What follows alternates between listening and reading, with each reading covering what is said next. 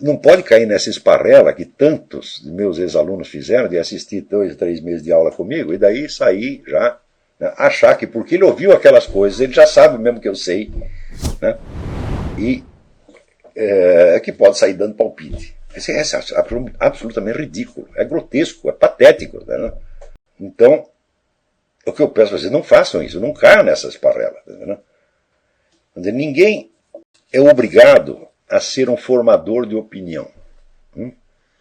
Antes de tornar-se um formador de opinião, você tem que tornar-se um estudioso, né, que domina a sua matéria e que sabe os pontos de interseção entre ela e as matérias circunvizinhas e sabe em que você depende da ajuda dos outros. Em suma, que tem uma noção real do material sob o seu domínio e da sua dependência de outros, tá certo? E aí sim, depois você se tornar um formador de opinião. Isso não quer dizer que você não possa ter nenhuma opinião. Também não quer dizer que você não possa dar uma opinião ou outra em nenhum debate. Só quer dizer o seguinte, você não pode dar muita importância a isto. Porque se você sente a necessidade de dar a sua opinião, é porque você está fora do centro. Quer dizer, por que a necessidade de influenciar os outros quando você não está devidamente formado e centrado ainda? É porque você quer a aprovação deles. E se você quer a aprovação deles, você os está transformando em seus juízes. E, portanto, eles passam a ser os seus professores. Então você se dirige aos mais imbecis, aos mais despreparados, e pergunta, eu estou certo, professor? É isso que você acaba fazendo quando entra nessas discussões. Você está se rebaixando. Você só pode, vamos dizer, utilmente e sem riscos, tornar-se um formador de opinião quando você não precisa mais que as pessoas concordem com você. Quando você aprendeu a viver sozinho, com as suas ideias, tá certo? Sabendo que você está na realidade e sabendo que se o outro der razão a você, é melhor para ele, mas para você não vai fazer a menor diferença. Aí sim, quando você entra num debate como formador de opinião, você está praticando a generosidade. Fora disso, não. Você está pedindo alguma coisa para eles. Você está entendendo? Você está pedindo a aprovação deles. Você os está transformando em seus mestres, seus juízes. E aí você está liquidado, meu filho. Porque o seu nível intelectual vai rebaixar o deles. Então, quando você estiver seguro de que, olha, eu não preciso mais da aprovação de ninguém, eu sei o que eu estou falando, porque eu estudei os vários aspectos da coisa. Estudei, como diz, os prós e os contras. Todo mundo fala em prós e contras, mas eu não conheço uma única pessoa que estude prós e contras. Eu não conheço um único sujeito no Brasil, não conheço um único sujeito que defenda uma posição conhecendo intimamente a posição oposta. Eu não conheço mais. O último que eu conheço que faz isso sou eu. Porque eu passei toda a minha juventude adquirindo aquela formação marxista, aquela coisa, dei aquilo anos da minha vida, tá? Então depois examinei o outro lado, então eu conheço os dois. Eu não conheço ninguém que tenha feito isso. E não é, estou falando pessoal da esquerda, estou falando de quantos desses liberais leram seriamente, vamos dizer, os autores marxistas mais... Quantos deles leram Georg Lukács?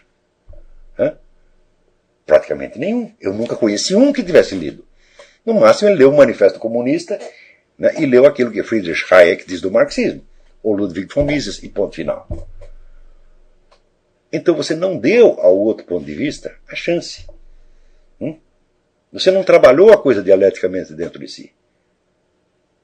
Por quê? Porque você estava ansioso por formar uma opinião que você pudesse vender publicamente.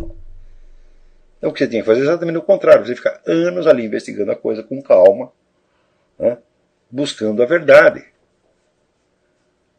Digo, olha, eu quero saber a verdade disto, mesmo que ela seja incompreensível para todo mundo.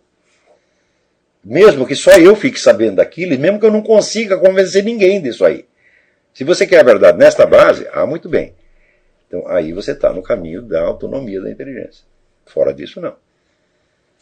Então por isso é que eu recomendo a abstinência em matéria de opiniões. A abstinência não é a supressão completa. Né? É apenas você reconhecer que a sua atividade opinativa deve ser bem modesta em comparação com a sua atividade de estudante. Por exemplo, se vocês comparam, peguem tudo aquilo que eu publiquei em jornal, soma tudo que eu publiquei em jornal. Vamos dizer que dá aí umas 2, 3 mil páginas. Agora compara com aquilo que eu ensinei em aula para grupos menores. Aquilo vira uma tetica de galinha.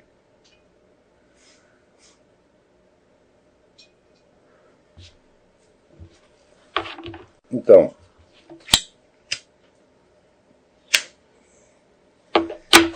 no entanto, quantas vezes eu não vejo o sujeito discutindo com o artigo meu, partindo do princípio de que tudo o que eu sei está dito naquele artigo.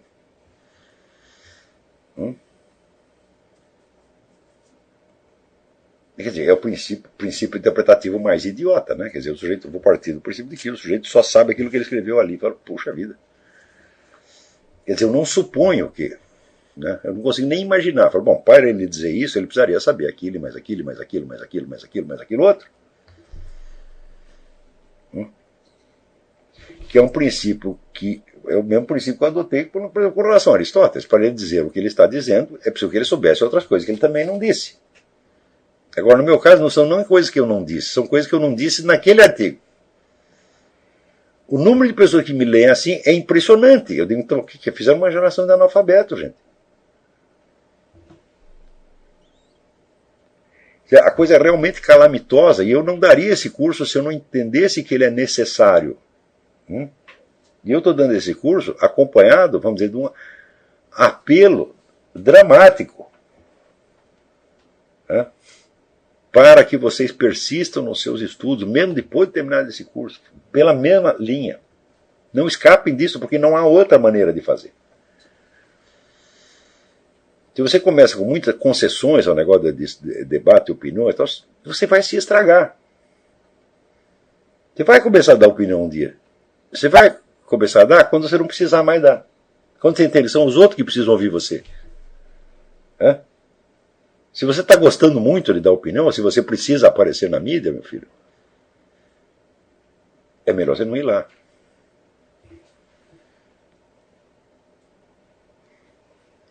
Você vê, os grandes artistas, por exemplo, eles são mestres, são professores do seu público. Isso já foi observado mais de uma vez, que os grandes escritores, por exemplo, eles formam o público para as suas obras. Eles educam o público para as suas obras.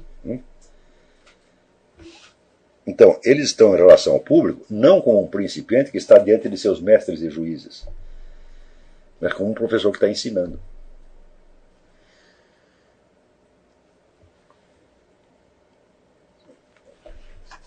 Isso quer dizer o seguinte, que se o público aprovar, melhor para o público.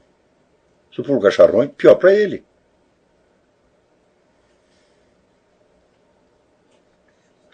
Então, aí você pode acreditar que a sua atividade intelectual, pedagógica, etc., é uma coisa, é um serviço público que você está prestando. E não o preenchimento de uma necessidade psicológica sua, de aplauso, de aprovação, etc., etc. Em suma, a condição para ser um bom formador de opinião é a maturidade. Não só maturidade física, biológica, a maturidade intelectual que se identifica com a independência intelectual. E a independência intelectual não significa você ser independente do julgamento dos outros. Significa você ser independente do julgamento de quem sabe menos do que você. Não de quem sabe mais. E no Brasil, ao contrário, está todo mundo. Quem é que vai se inibir? Né? Até os melhores caem nisso. Eu me lembro, por exemplo, que o falecido Zé Guilherme Melchior, ele falava, por exemplo, de Platão, né, num tom assim de ironia, né, superior, todo superior. Mas quando ele escrevia do chefe dele na diplomacia, que era o Afonso Arinos de Melo Franco, daí se derretia todo em louvor. O intelectual sério jamais faz isso. Você tem que ter um senso da hierarquia, meu filho. Se eu preciso da boa opinião do meu chefe, eu preciso muito mais da boa opinião de Platão. Eu respeito muito mais Platão do que o meu chefe, evidentemente. A não ser que o meu chefe seja um gênio como Platão, que não era o caso. Né? Então você precisa graduar também, vamos dizer, o respeito e o desrespeito com que você fala das coisas. Né? A facilidade, a insolência com que o pessoal fala de um Platão, de um Aristóteles, de um Leibniz, do Newton, é uma coisa incrível hoje em dia. Né? E ao mesmo tempo mostra um infinito respeito por seus professores de faculdade, que são os jumentos que nem eles. Gente, isso é a deformidade mental e moral imperdoável.